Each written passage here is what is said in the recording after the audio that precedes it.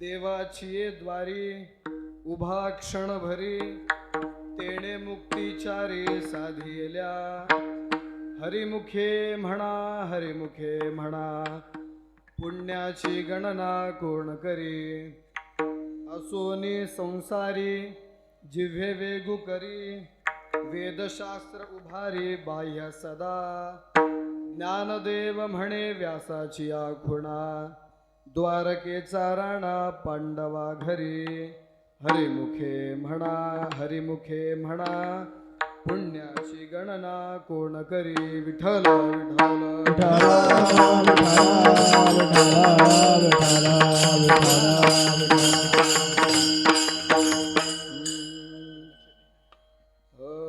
समचरण सरोजम सान्द्रणीलाम्बुदाभं जघननिहितपाणिं मण्डलं मण्डनानां तरुणतुलसीमाला कन्धरं कञ्जनेत्रं सदयधवलहासं विठ्ठलं चिन्तयामि पांडुरंगा करू प्रथम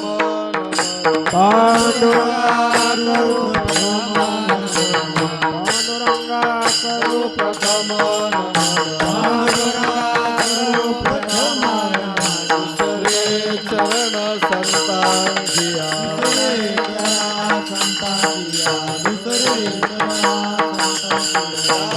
कृपा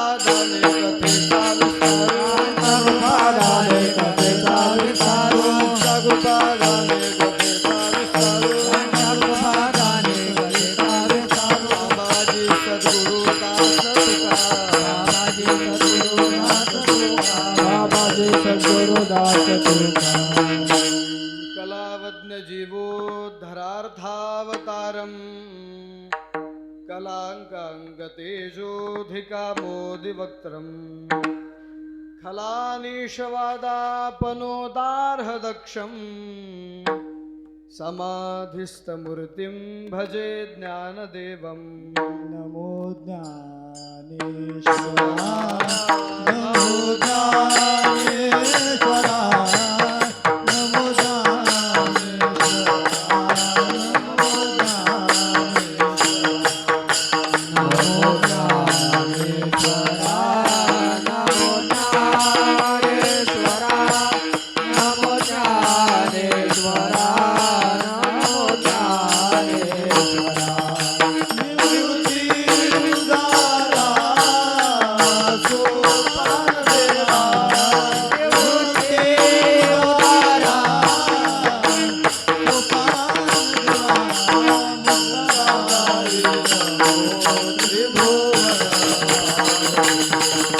मुक्ताबाई नमो त्रिभुवनपालिनी मुक्ताबाई नमो त्रिभुवनपालिनी उदारा सोपान देवा निवृत्ती उदारा सोपान देवा मुक्ताबाई नमो त्रिभुवन पावनी मुक्ताबाई नमो त्रिभुवन पावनी मुक्ताबाई नमो त्रिभुवन पावनी मुक्ताबाई नमो त्रिभुवन पावनी जयांचे केलिया स्मरण होय सकळ विद्यांचे अधिकरण तेचे बंधू श्रीचरण श्री गुरूंचे ते नमस्कारुणी आता देवाची ये द्वारी उभा क्षण भरी तेने मुक्तीचारी साधियेल्या हरिमुखे म्हणा पुण्याची गणना कोण करी. प्रस्तुत स्थळी प्राप्त प्रसंगी संप्राप्त सेवेकरिता निवडलेला अभंग साधकांचे मायबाप कैवल्य साम्राज्य चक्रवर्ती विश्वमाऊली ज्ञानोबाराय यांच्या वाङ्मयीन अपत्य असलेल्या हरिपाठ या ग्रंथातील पहिल्या नवकातील प्रथम क्रमांकाचा अभंग असून प्रस्तुत अभंगातून ज्ञानोबाराय हे संसारी जीवाने जर नामस्मरण केलं तर त्याला 4 प्रकारच्या मुक्त्या कशा प्रकारे प्राप्त होतात याचं वर्णन केलंय. विठ्ठल विठ्ठल विठ्ठला विठ्ठला विठ्ठला विठ्ठला विठ्ठला विठ्ठला. तसं पाहायला गेलं तर गुरुकुलमध्ये माझी पहिली सेवा आहे. नवे तर माझ्या पूर्ण आयुष्यातली पहिली सेवा आहे. तर काय चुकलं मुकलं तर सगळ्यांनी क्षमा करावी. तर सेवेला प्रारंभ करू. तर आपल्याला अभंगाचा विचार करायचा आहे, परंतु त्यापूर्वी हरिपाठ ग्रंथाचा आणि माऊलींचा संबंध लक्षात घ्यायचा आहे. वास्तविक पाहता माऊलींना सामान्य समजू नका. जर आपण पाहिलं तर जेवढे अन्य संत झालेत हे सगळे ज्ञानोबारायांची सेवा करणारे आहेत. आरती ज्ञान राजा महाकैवल्य तेरा देवकी साधुता आरती ज्ञान राजा महाकैवल्य तेरा आरती ज्ञान राजा देवी साधु संत मनोवेधला माझा आरती ज्ञान राजा कैवल्य तेजा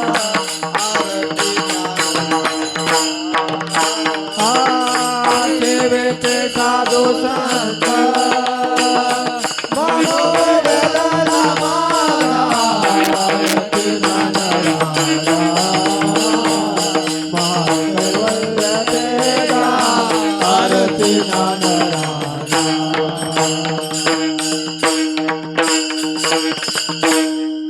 आरती ज्ञानराजा महाकैवल्य तेजा सेविती साधू संत मनोवेधला माझा आरती ज्ञानराजा. सेविती साधू संत हा माऊलींचा अधिकार आहे.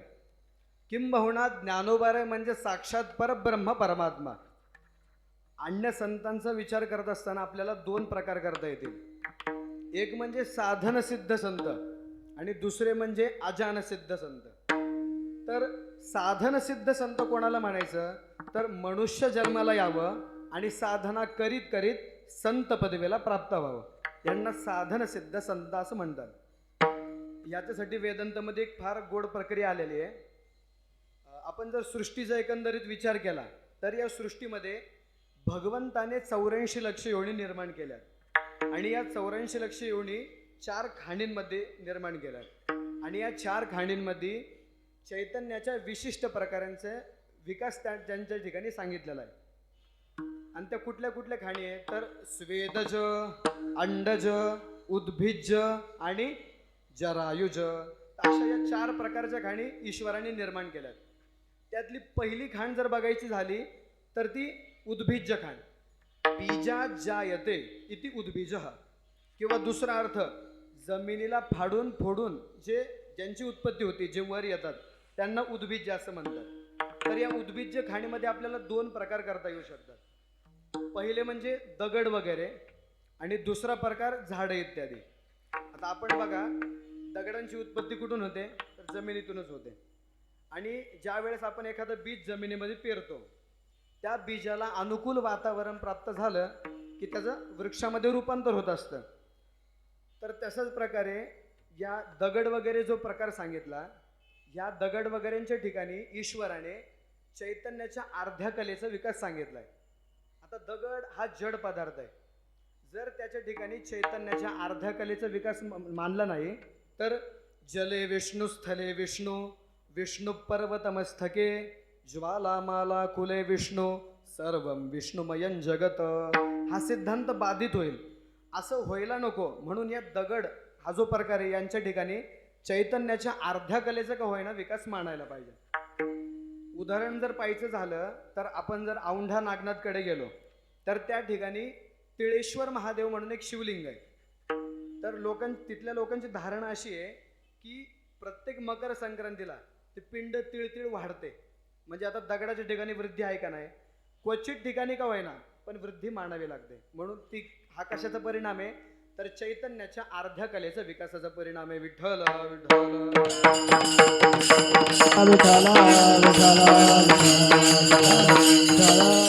तर आणि झाडं वगैरे हा जो प्रकार पाहिला तर यांच्या ठिकाणी ईश्वराने चैतन्याच्या पूर्ण एक कलेचा विकास सांगितलाय. आपण जर पाहिलं तर झाडांमध्ये वृद्धी सुद्धा आहे. आणि दुसरं त्यांच्यापेक्षा अधिक काय असेल तर सुख दुःखाच्या संवेदना. आपण जर बघा, झाडाला पाणी घातलं तर झाडाला आनंद आहे, आणि झाडावरती जर आपण घाव घातला तर झाडाला दुःख आहे. तर अशा प्रकारे झाडाच्या ठिकाणी सुख दुःखाच्या संवेदना असल्या कारणाने झाडाच्या ठिकाणी चैतन्याच्या एक कलेचा विकास आहे. पुढची खाण जर पाहिली तर ती स्वेदज खाण. स्वेदज म्हणजे घाम, उष्णता इत्यादींपासून निर्माण होणारे जे जीवजंतू आहे त्यांना स्वेदज असं म्हणतात. उदाहरणार्थ उवा, ढेकणं, डास हे सगळे कसे आहेत तर स्वेदज आहेत. तर वेदांत आपल्याला सांगतो की ईश्वराने या स्वेदज खाणीच्या ठिकाणी चैतन्याच्या 2 कलेंचा विकास सांगितलाय. तर यांच्या पूर्वी खाणींमध्ये जशी वाढ आहे, सुखदुःखाच्या संवेदना आहे, हे ज्ञान ह्यांच्यामध्ये सुद्धा आहे. परंतु त्यांच्यापेक्षा अधिक काय आहे तर यांच्या ठिकाणी जर आपण ह्यांना घाव घालायला गेलो, जरी ह्यांना आपला प्रतिकार नाही करता आला तरी त्यांना पळून जावं इतकी बुद्धिमत्ता त्यांच्या ठिकाणी असल्यामुळे चैतन्याच्या 2 कलेंचा विकास त्यांच्या ठिकाणी सांगितला आहे. विठ्ठल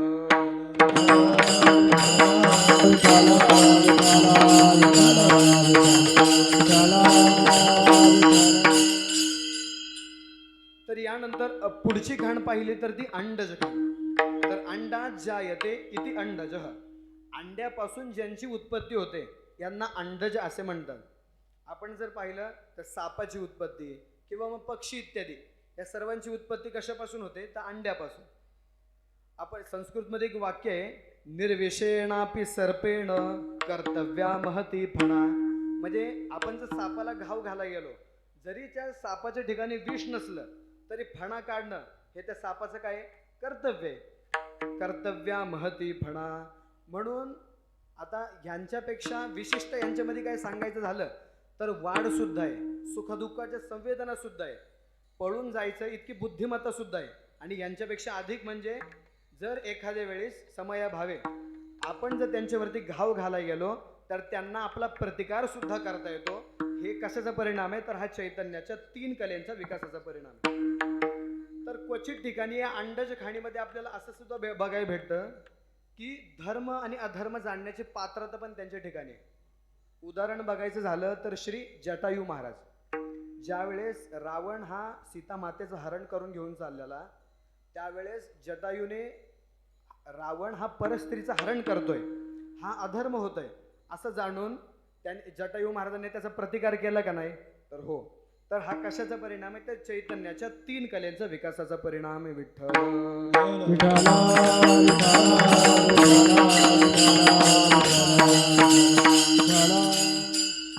त्यानंतर पुढची खाण बघायची झाली तर ती जरायुज खाण.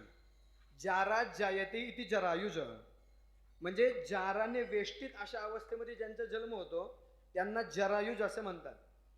यामध्ये सुद्धा आपल्याला 2 प्रकार करता येतील. एक म्हणजे चतुष्पाद प्राणी आणि दुसरे म्हणजे मनुष्य वगैरे. तर या चतुष्पाद प्राण्यांमध्ये आणि मनुष्यांमध्ये जास्त काही असा फरक नाही.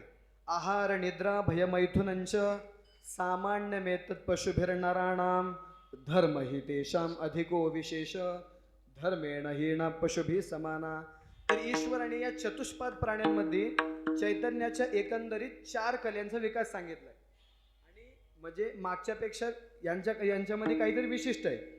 आणि मनुष्यांमध्ये पाहायचं झालं तर धर्म आणि ज्ञान हे मनुष्यांमध्ये विशिष्ट असल्या कारणाने मनुष्यांमध्ये ईश्वराने चैतन्याच्या 5 कलेंचा विकास सांगितलाय.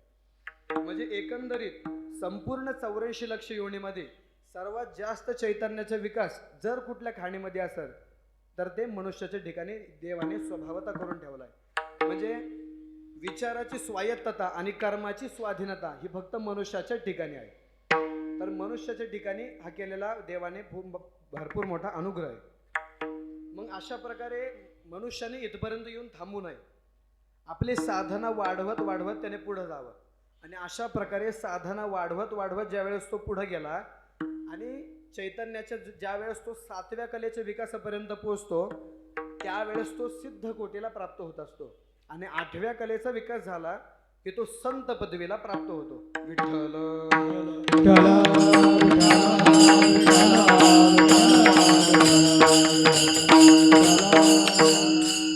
तर अशा प्रकारे जे साधना वाढवत वाढवत संत पदवीला प्राप्त झालेत यांना साधन सिद्ध संत असं म्हणायचं. आणि आपल्या वारकरी संप्रदायातील जेवढी पण संत मांदी आहे ही साधन सिद्ध संत नसून तर ही अजान सिद्ध संत आहेत. म्हणजे साधना करीत करीत संत पदवीला प्राप्त झालेली नसून त्या अवस्थेतच अवताराला आलेले आहेत. तर अशा प्रकारे विठ्ठल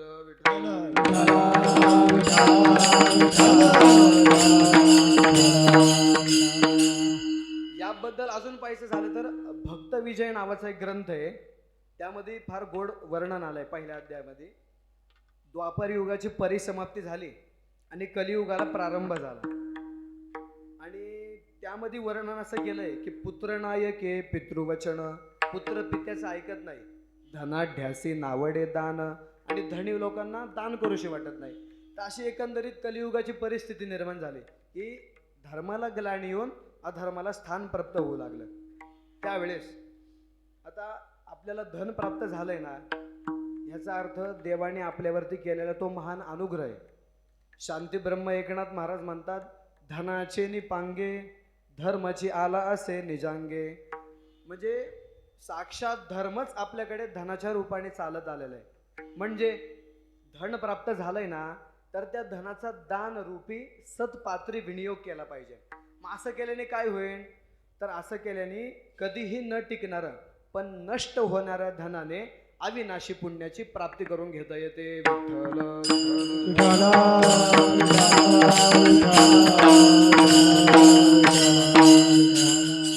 ज्ञानोबाराय म्हणतात, तया नाम दान जे मोक्ष निधनाचे अंजन. मोक्ष रूपी ठेवा दिसण्याकरिता डोळ्यात घालावायचे जे अंजन आहे त्याला दान असं म्हणतात. किंबहुना उपनिषदांमध्ये फार मजा आलेली आहे. देव दानव मानव हे तिघेही ब्रह्मदेवाकडे गेले आणि ब्रह्मदेवाला म्हणाले की तुम्ही आमची उत्पत्ती केली आणि आमची उन्नती होईल असा काहीतरी उपदेश आम्हाला करा.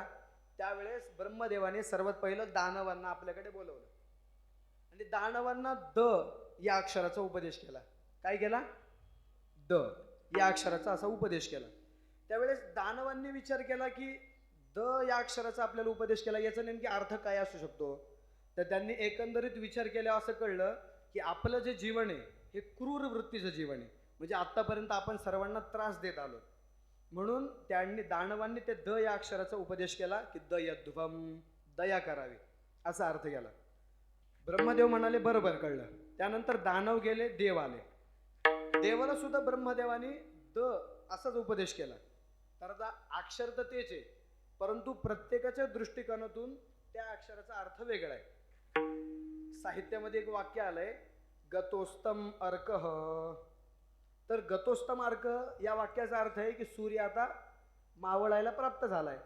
तर गतोस्तम अर्कः हे वाक्य जर एखाद्या ब्रह्मचार्याने ऐकलं तर त्याचा अर्थ काय झाला, आता सायं संध्येची वेळ झाली. गतोस्तम अर्कः हे वाक्य जर एखाद्या वारकऱ्याने ऐकलं तर त्याचा अर्थ काय झाला, आता हरिपाठाची वेळ झाली. गतोस्तम अर्कः हे वाक्य जर एखाद्या सासूने सुनेसाठी प्रयोग केलं तर याचा अर्थ काय झाला, आता देवापाशी दिवा लावायची वेळ झाली. आणि गतोस्तम अर्कः हे वाक्य जर एखाद्या सुनेने सासूसाठी प्रयोग केला तर त्याचा अर्थ झाला, आता गाव कळपायचं बंद करा, आता घरी या. विठ्ठल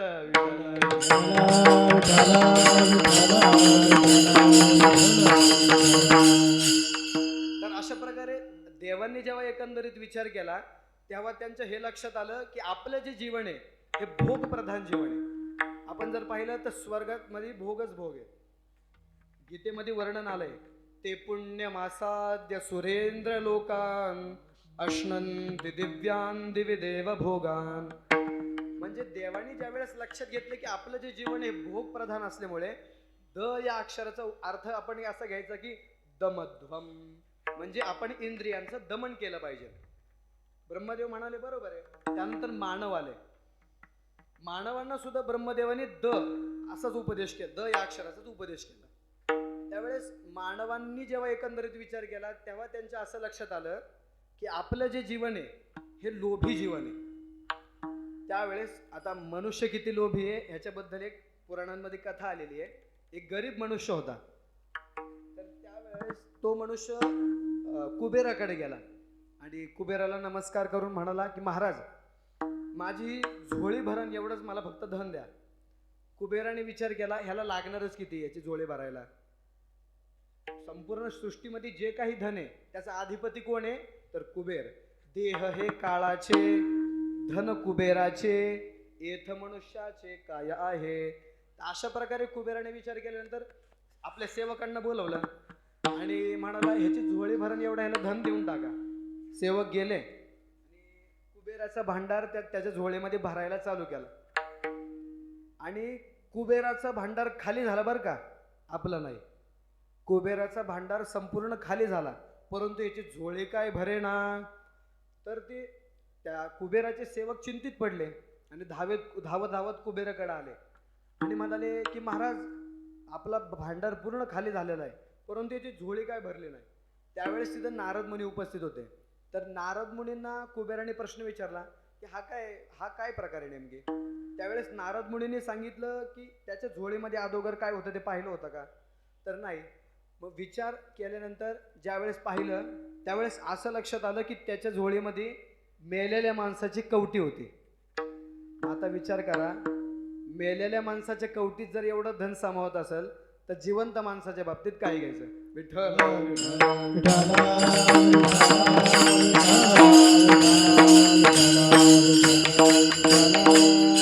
तर एवढा मनुष्य लोभी. तर हे जेव्हा मनुष्याच्या लक्षात आलं की आपलं जे जीवन हे लोभ प्रधान जीवन आहे त्यावेळेस त्यांनी या द या अक्षराचा उपदेश अर्थ असा घेतला की दत्त आपण दान केलं पाहिजे. किंबहुना दानम एकम कलयुगे, म्हणजे कलियुगामध्ये उद्धाराचं कुठलं साधन असेल तर ते दान आहे. विठ्ठल जोडून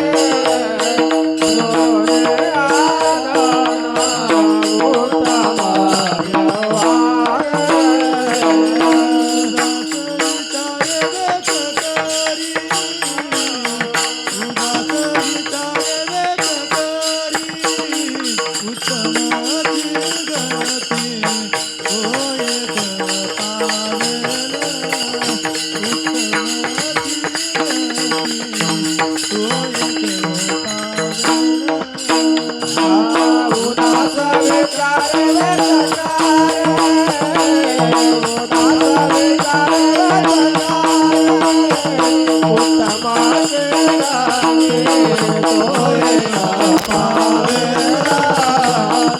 उत्तमाचे गाते तो एक पावेना.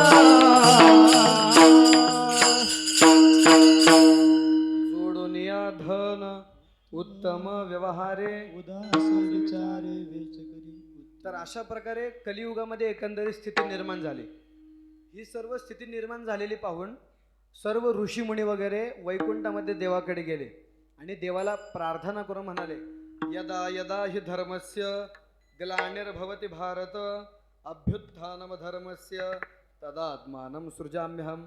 देवा, ही आपली ब्रिदावली आहे आणि कलियुगामध्ये आता सृष्टी भूतलावरती धर्माला ग्लानी येऊन अधर्माला स्थान प्राप्त होऊ लागले, तुम्ही अवतार घ्या. त्यावेळेस भगवान म्हणाले, सगळं बरोबर आहे, परंतु परमात्म स्वरूपाने अवतार घेण्याकरिता काही कालावधी निश्चित झालेला असतो, मी काहीतरी व्यवस्था करतो.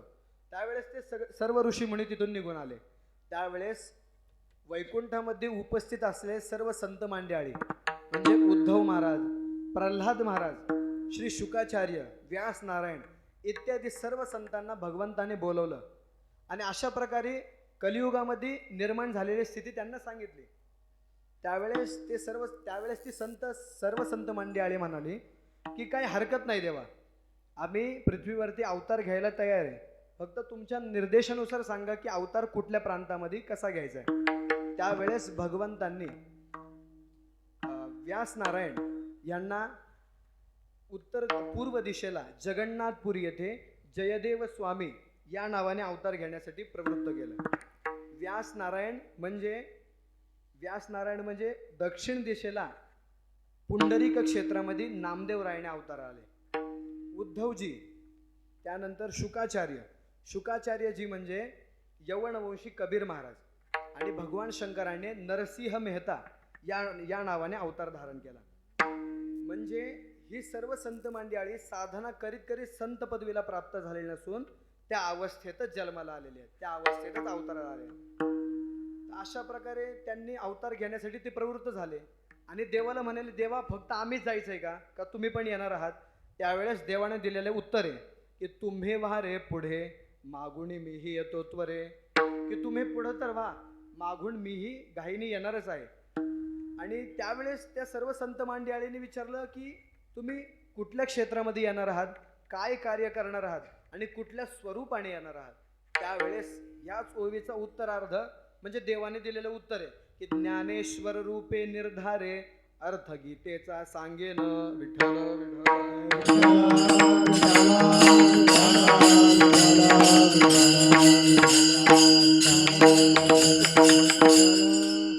तर भगवान विष्णू म्हणतात की मी ज्ञानेश्वर रूपाने अवताराला येणार आहे. तर महाविष्णूचा अवतार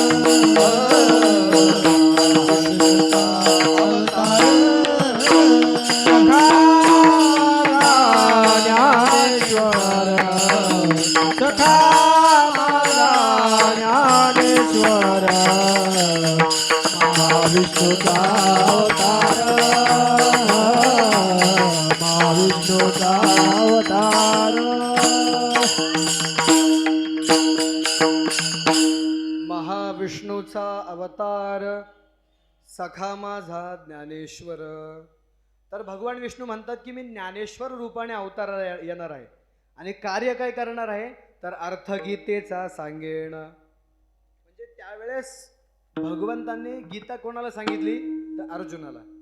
काय वक्त्याचं मनोगत श्रोत्यापर्यंत पोहोचण्यासाठी श्रोता हे त्याच पात्रतेचा असावा लागतो, किंबहुना चित्तशुद्धीवान असावा लागतो. माऊली म्हणतात का प्रतिभिंती चोखटे मानसी. एक कथा आहे. एक राजा होता, तर त्याच्या दरबारामध्ये एक चित्रकार आला आणि तो चित्रकार त्या राजाला म्हणाला की तुमच्या दालनातली मला एक भिंत द्या आणि त्या भिंतीवरती मी एक चित्र रेखाटतो आणि तसं हुबेहूब चित्र जर तुमच्या राज्यामध्ये कोणी रेखाटून दाखवलं तर मी आयुष्यभर तुमची सेवा करेन आणि जर ते करण्यास अशक्त कोण असेल तर तुमचं अर्ध राज्य मला बक्षीस पाहिजे.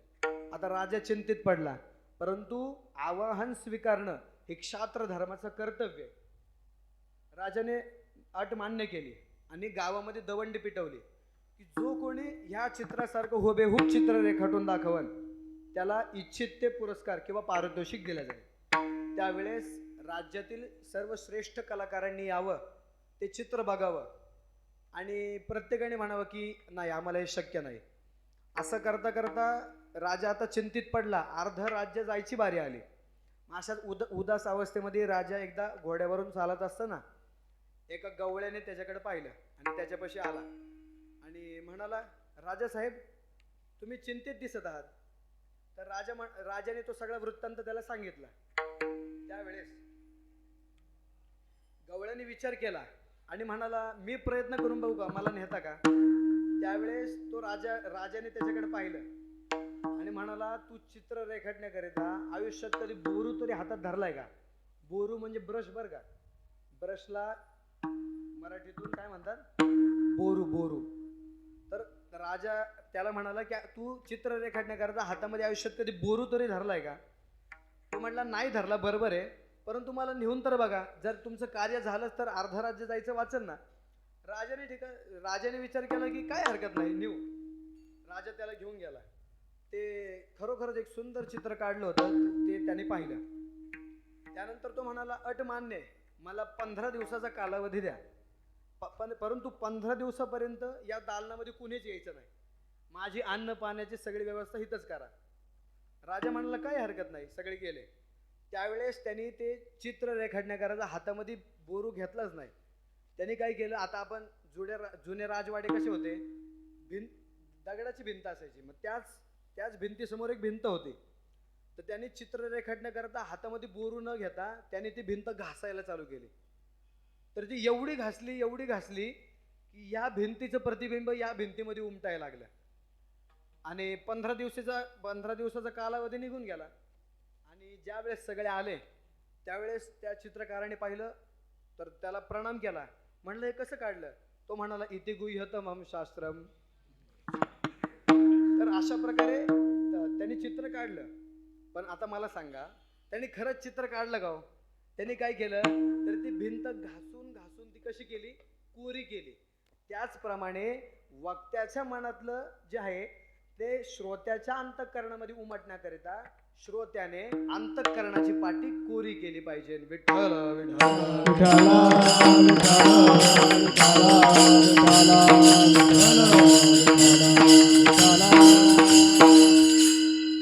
तर माऊली म्हणतात की त्यावेळेस गीता कोणाला सांगितली, तर अर्जुनाला.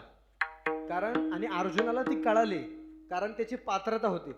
माऊली म्हणतात, अहो अर्जुनाची ये पांती, जे परिसणया योग्य होती, तीही कृपा करुणे संती अवधान द्यावे. जे अर्जुनाच्या पंक्तीत बसण्याचे ज्या पात्रतेचे त्यांनीच या गीतेचं श्रवण करावं. आता त्यावेळेस गीता अर्जुनाला सांगितली, परंतु आणि ती अजून कोणी ऐकलेली. अर्जुनाला गीता सांगताना अजून कोण कोण उपस्थित होतं, तर ध्वजस्तंभावरी वानरू, तो मूर्तिमंत शंकरू.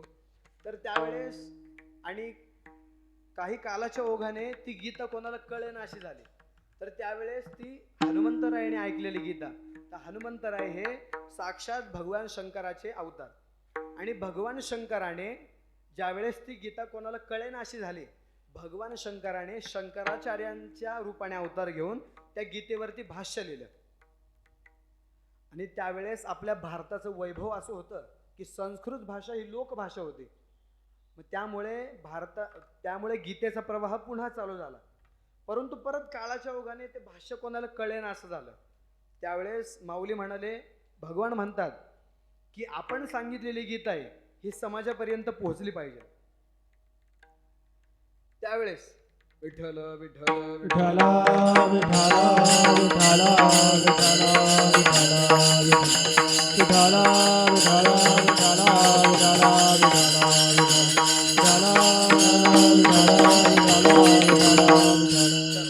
आपण जी सांगितलेली गीता ही समाजापर्यंत पोहोचली पाहिजे. मग त्यावेळेस म्हणून माऊली म्हणले की ज्ञानेश्वर रूपे निर्धारे अर्थ गीतेचा सांगेन. तर गीता ज्ञानेश्वरी हा गीतेचा अलंकार आहे. त्यावेळेस ज्ञानेश्वरी त्यांनी प्रगट केली. परंतु आता माऊलींच्या अवताराचं प्रमुख प्रयोजन कुठलं आहे तर ज्ञानेश्वरी सांगणं हे माऊलींच्या अवताराचं प्रमुख प्रयोजन आहे.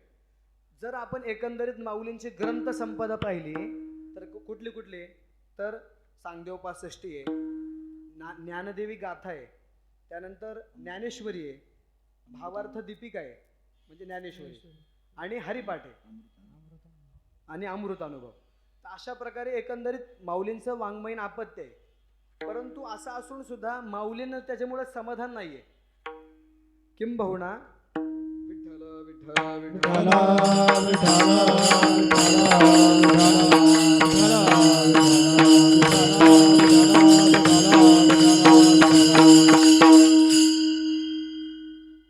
काय आहे, आपण एखादी क्रिया करतो ना तर त्या क्रियेचा समाजावरती काही प्रभाव पडत असतो आणि त्या क्रियेचा स्वतःवरती काही प्रभाव पडत असतो. आता हरिपाठाचा समाजावरती काय प्रभाव आहे तर सर्वजण मोक्षाला प्राप्त होणार आहे. परंतु आपण जर असा प्रश्न विचारला की हरिपाठाचा माऊलींवरती काय परिणाम आहे तर माऊलींच्या अंतःकरणाला समाधान देणारा ग्रंथ म्हणजे हरिपाठ आहे. तर हे कसं असंच समन्वयी उदाहरण आपल्याला भागवताच्या ज्यावेळेस व्यास नारायणांनी 17 पुराणांची रचना केली, महाभारतासारखं अलौकिक अद्वितीय काव्य निर्माण केलं, ज्याची प्रशंसा करताना स्वतः माऊली आपल्या ओव्या खर्च करतात. येथ चातुर्य शहाणे झाले, प्रमेय रुचीस आले आणि सौभाग्य पोखले सुखाचे येत. म्हणून महाभारती जे नाही ते नोहेची लोकीतीही, येणे कारणे म्हणे पाही व्यासोच्चिष्ट जगत्रय. सृष्टीमधील कुठल्याही प्रकारचा प्रश्न असू द्या त्याचं उत्तर आपल्याला महाभारतामध्ये भेटतं. अशा अलौकिक अद्वितीय काव्याची रचना व्यास नारायणांनी केली. व्यास नारायणांनी रचना केली बरं का, लिखाण केलं नाही. महाभारताचे लेखक हे गणपती बाप्पा आहे. तर अशा प्रकारे 17 पुराणांची रचना केली. त्यानंतर आपल्या शौनप्रास नावाच्या आश्रमामध्ये व्यास नारायण बसले असताना तिथं नारद मुनी आले आणि ते उठून उभे राहिले आणि त्यांना स्थान दिलं आणि स्वतः त्यांच्या चरणाजवळ बसले. ही लक्षात घेण्याजोगी बाब आहे की आपल्यापेक्षा अधिकाराने, आपल्यापेक्षा वयाने एखादा श्रेष्ठ व्यक्ती जर आपल्या समोर आला तर आपण उठून उभं राहावं आणि त्याला स्थान प्राप्त करावं.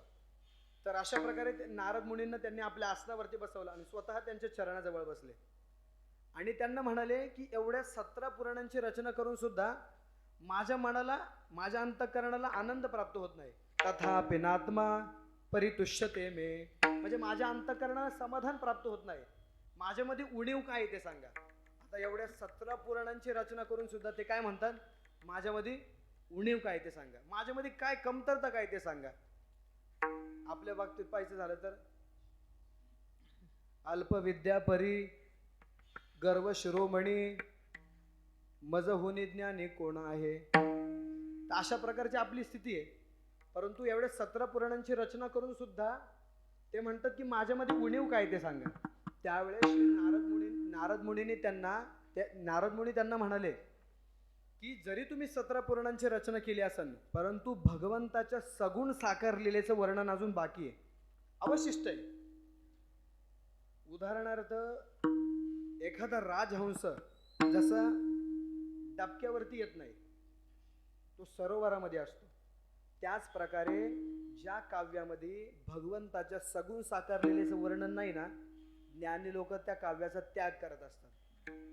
तर अशा प्रकारे म्हणून जरी तुम्ही 17 पुराणांची रचना केली असेल तरी सुद्धा भगवंताच्या सगुण साकार लीलेचं वर्णन अजून अवशिष्ट आहे. त्यावेळेस नारद मुनींनी व्यास नारायणांना चतुश्लोकी भागवताचा उपदेश केला आणि त्या चतुश्लोकी भागवताच्या उपदेशाने त्यांना समाधी लागली आणि समाधी दशेतून व्युत्थान दशेत आल्यानंतर समाधी दशेमध्ये जे काही त्यांना स्फुरण झालं ते म्हणजे हे 18,000 श्लोकांचं श्रीमद भागवत, ज्याची परिसमाप्ती ते असे करतात. नाम संकीर्तनम यस्य सर्व पाप प्रणाशनम प्रणामो दुःखशमन तम नमामि हरिं परम. हरये नमः. विठ्ठल विठ्ठल विठ्ठल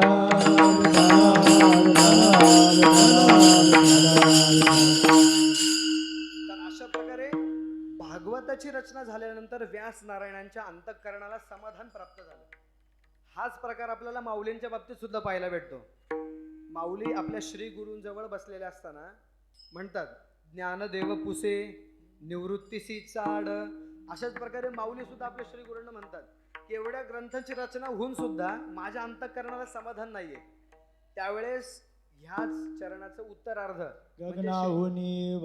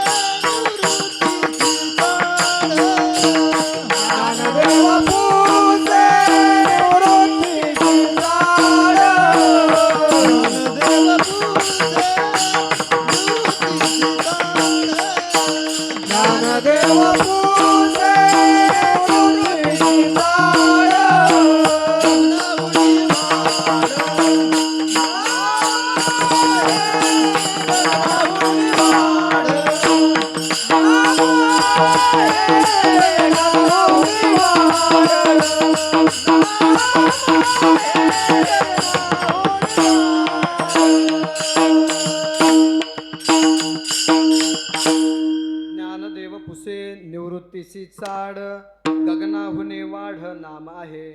तर याच चरणाचं उत्तरार्ध म्हणजे श्री निवृत्तीनाथ महाराजांनी माऊलींच्या प्रश्नाचे दिलेले उत्तर आहे की गगनाहुने वाढ नाम आहे. जरी तुम्ही सगळ्या ग्रंथाची रचना केली तरी सुद्धा अजून नाम महात्म्य वर्णन करायचं अवशिष्ट आहे. त्यानंतर माऊलींनी हरिपाठाचं लेखन केलं आणि हरिपाठाचं लेखन झाल्यानंतर माऊलींच्या अंतःकरणाला समाधान प्राप्त झालं. तर माऊलींच्या अंतःकरणाला समाधान प्राप्त व्हावं ही हरिपाठाची महती आहे. परंतु आपल्या बाबतीत कसं होतंय, अतिपरिचयात अवज्ञा भवती. आता आपण सगळे हरिपाठ तर रोज म्हणतो, परंतु आपल्याला त्याचा अर्थ कळतो का? नाही. पण आपण रोज हरिपाठ म्हणताना त्या हरिपाठाच्या अर्थाच्या दृष्टिकोनातून तो रोज म्हणला पाहिजे. विठ्ठल विठ्ठल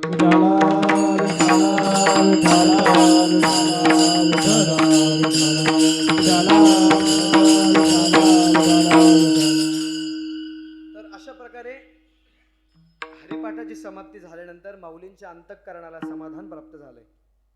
त्यानंतर विठ्ठल विठ्ठल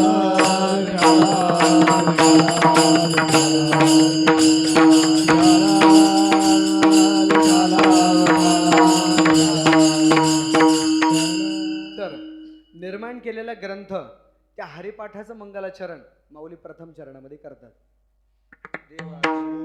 देवाची द्वारी उभा जनवरी, देवाची द्वारी उभा चरणी, देवाची द्वारी उभा चरणी, देवाची द्वारी उभा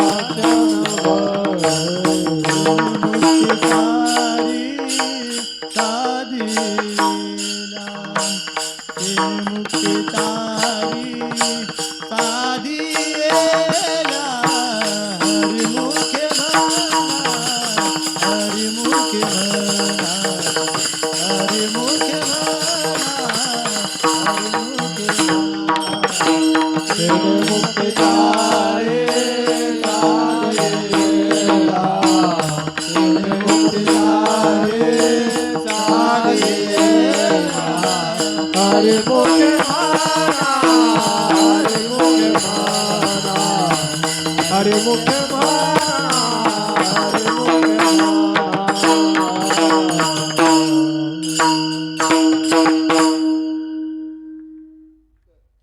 द्वारी उभा क्षण भरी तेणे मुक्तीच्या रे साधियल्या.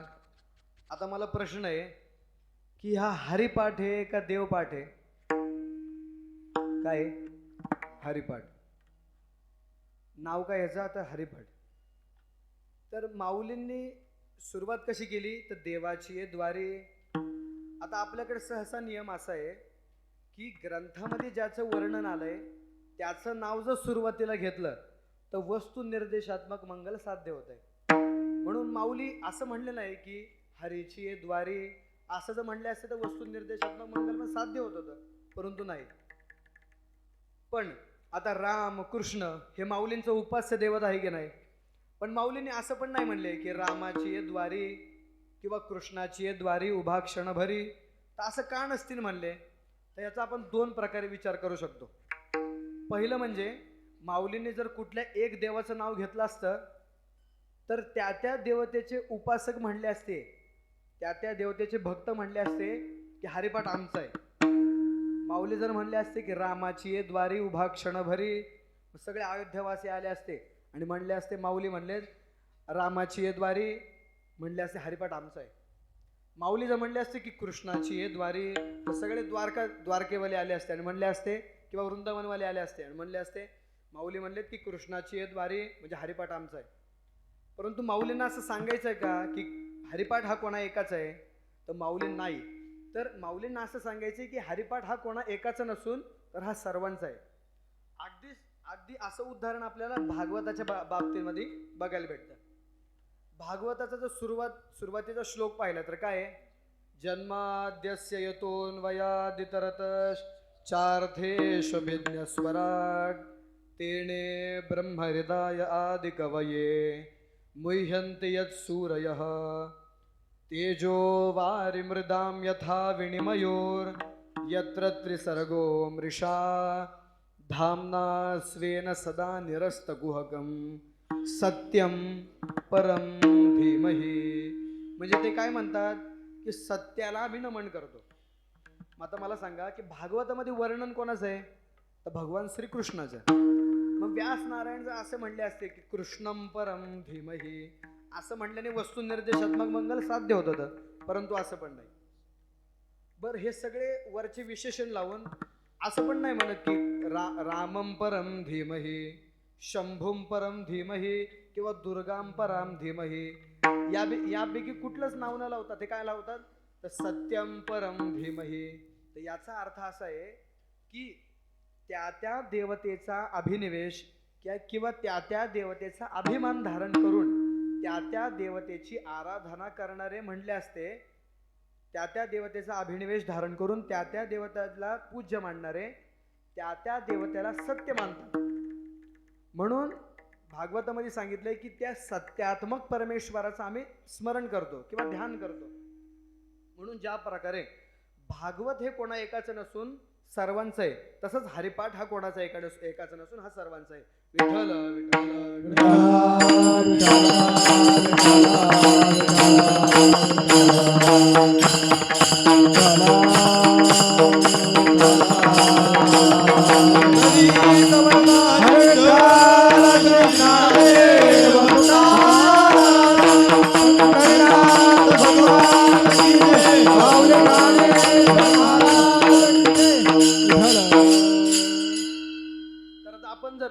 असे शब्द पाहिले की राम कृष्ण हरी, हे सगळे शब्द पाहिले तर हे शब्द कसे आहेत? तर सगुण साकार वाचक शब्द आहेत. आणि एक, नित्य, विभू, अखंड, शाश्वत हे सगळे शब्द कसे आहेत? तर निर्गुण निराकाराचे बोधक आहेत. म्हणजे रामकृष्ण हरी म्हणलं तर सगुण साकार, आणि एक, नित्य, विभू, अखंड, शाश्वत असं म्हणलं तर निर्गुण निराकार. मग आता हा परमात्मा नेमके सगुण साकार की निर्गुण निराकार? तर तर याचं समन्वय आपल्या संतांनी सांगितलंय. तुझं सगुण सगुण म्हणू की निर्गुण रे, तुझं सगुण म्हणू की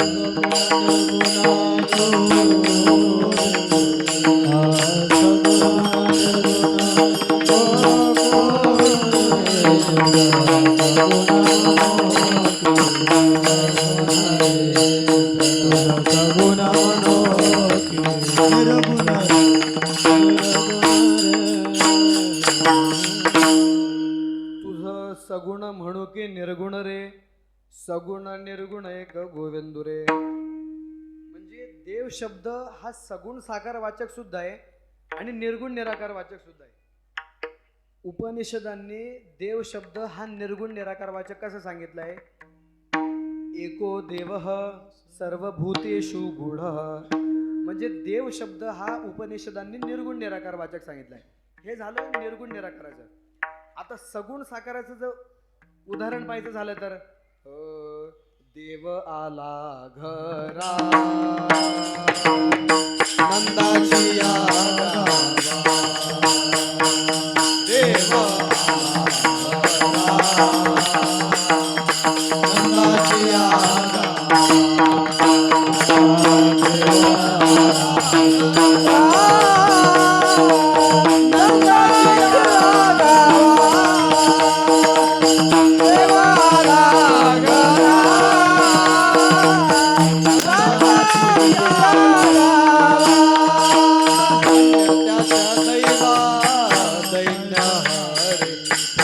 त्याच्या दैवा दैन्य हरे माझी वाणी तुझे वरणी माझी वाणी तुझे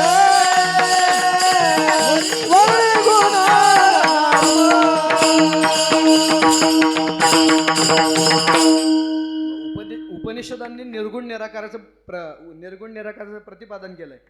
आणि आता मला सांगा की देवाचं नंद बाबांच्या घरी येणं हे सगुण साकाराचं असू शकतं का निर्गुण निराकाराचं? तर सगुण साकाराचं. तर अशा प्रकारे निर्गुण निराकाराचं आणि सगुण साकाराचं ऐक्य जर कुठं बघायला भेटत असेल तर त्या देव शब्दाने, तर या देव शब्दामध्ये. तर अशा प्रकारे देव या शब्दाने माऊली हरिपाठाला आरंभ करतात. तर देवाची द्वारी. तर द्वार शब्दाचा नेमके अर्थ काय? तर प्रामुख्याने द्वार शब्दाचा अर्थ आपण घ्यायचा आहे की प्रवेशाचं साधन. तत्वज्ञानाच्या दृष्टिकोनातून विचार केला तर अपरोक्ष ज्ञान हे प्रवेशाचं साधन आहे, देवाच्या स्वरूपामध्ये प्रवेश करायचं साधन. भक्तिशास्त्राच्या दृष्टिकोनातून विचार केला तर नामस्मरण हे भगवंताच्या स्वरूपामध्ये प्रवेश करायचं साधन आहे. याच्या पलीकडे जाऊन सांगू का? याच्या पलीकडे जाऊन सांगायचं म्हटलं तर मनुष्य देह हाच प्रवेश, देवाच्या स्वरूपामध्ये प्रवेश करायचं साधन आहे. विठ्ठल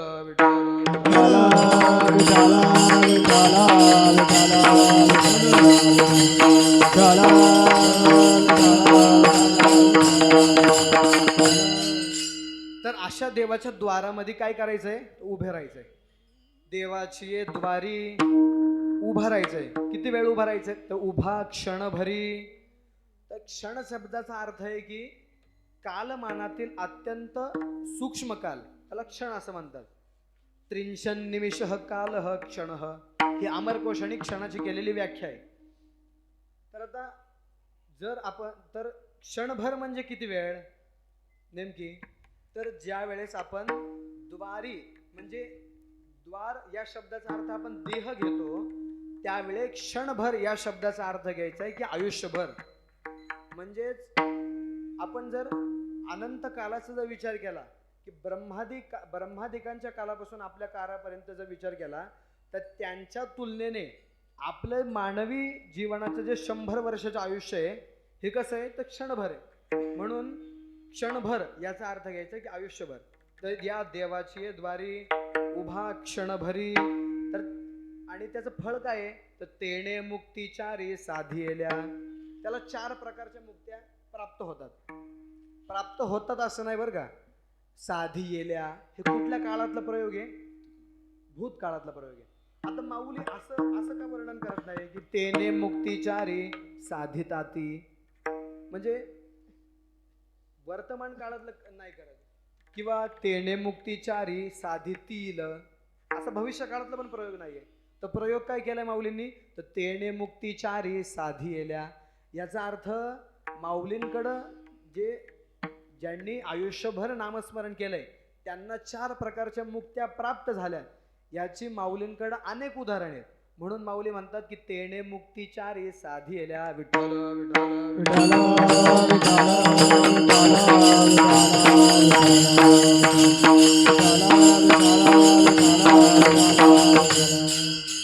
आणि मग करायचं काय तर नामस्मरण करायचंय. हो आम्ही करतो नामस्मरण परंतु आमचा संसार आड येतो. मग काय करावं त्यावेळेस माऊली 3ऱ्या चरणामध्ये सांगतात असोने संसारी जीवे वेगू करे. असोने संसारी जीवे वेगू करे. असोने संसारी जीवे वेगू करे. असोने संसारी जीवे वेगू करे. वेदशास्त्र उभारे बाया सदा. वेदशास्त्र उभारे बाया सदा. हरे मुखे म्हणा हरे मुखे म्हणा हरे मुखे म्हणा हरे मुखे म्हणा. वेदशास्त्र उभारे बाया सदा.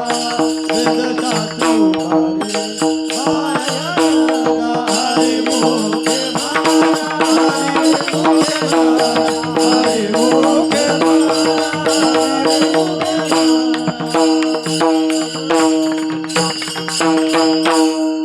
असोने संसारी जिव्हे वेगू करी वेदशास्त्र उभारे बाह्या सदा.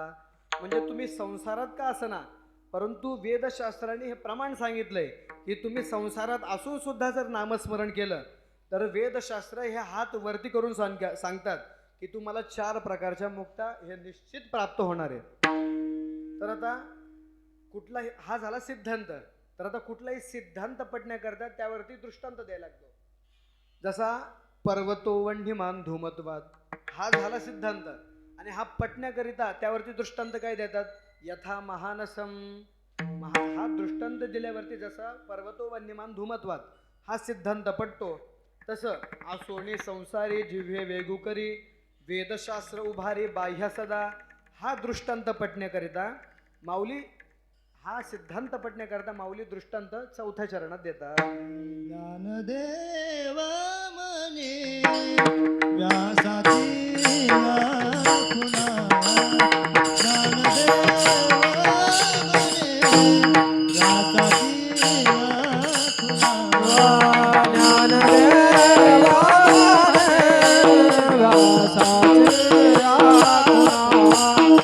ज्ञानदेव व्यासाची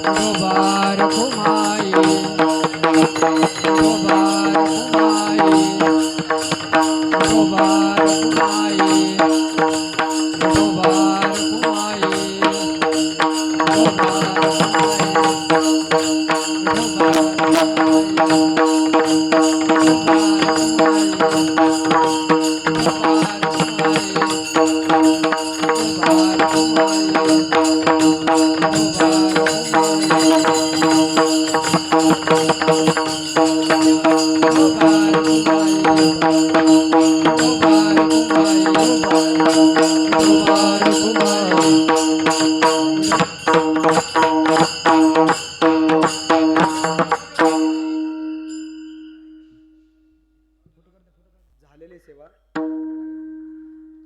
श्री गुरु स्वामीजींच्या चरणी अर्पण करून तुम्हा सर्व गुरुबंधूंच्या चरणी अर्पण करून विश्व माऊली ज्ञानोबारायांच्या चरणी अर्पण करून सेवेला पूर्णविराम. ज्ञानेश्वर महाराज